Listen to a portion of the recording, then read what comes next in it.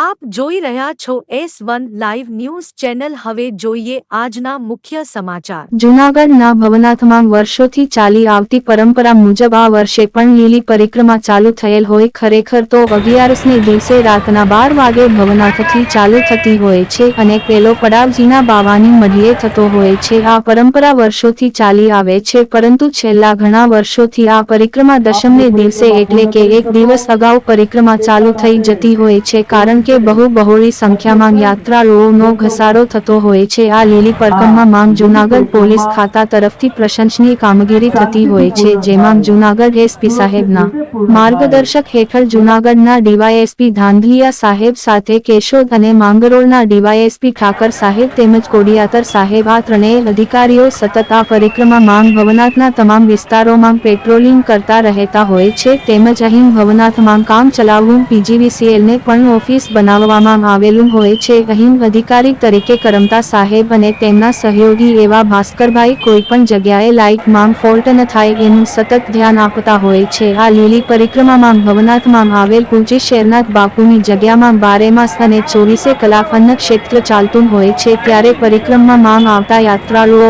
અહીં બહોળી સંખ્યામાં પ્રસાદ લેતા હોય છે। આ જગ્યાની અંદર કોઈ જ્ઞાતિ જાતિના ભેદભાવ હોતા નથી, તમામ ભક્તોને એક જ સરખું અહીં ભોજન કેરસવામાં આવે છે। મિત્રો, અમારા સમાચારને આપના મિત્ર ગ્રુપ સર્કલમાં સેન્ડ કરશો। બધાને અમારા નમસ્કાર।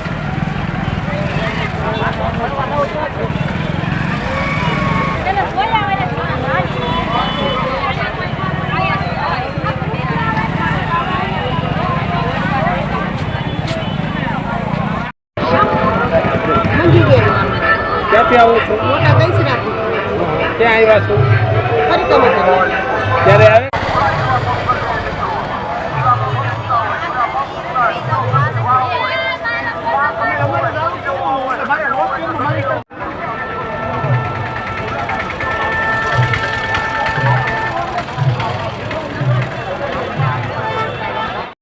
કોઈ એવું વ્યક્તિ ગુમ થાય તો એની સાથે પોલીસની વર્તણૂક, એની માહિતી દરેક રાઉટિંગ પર પહોંચે।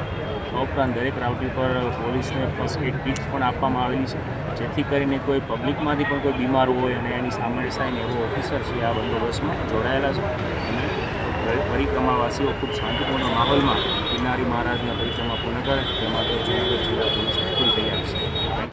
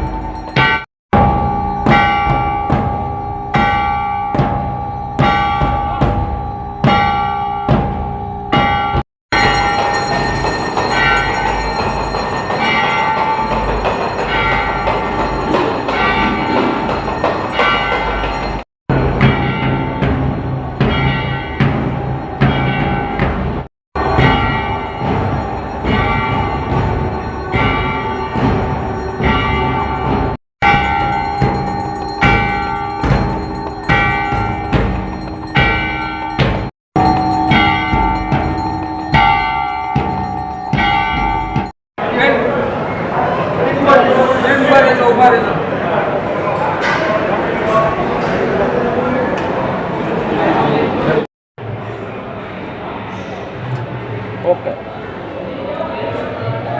જૂનાગઢમાં પરંપરા મુજબ આપણે સૌ જાણીએ છીએ એમ આપણું લીલી પરિક્રમાનો અતિ પ્રાચીન મેળાવડો।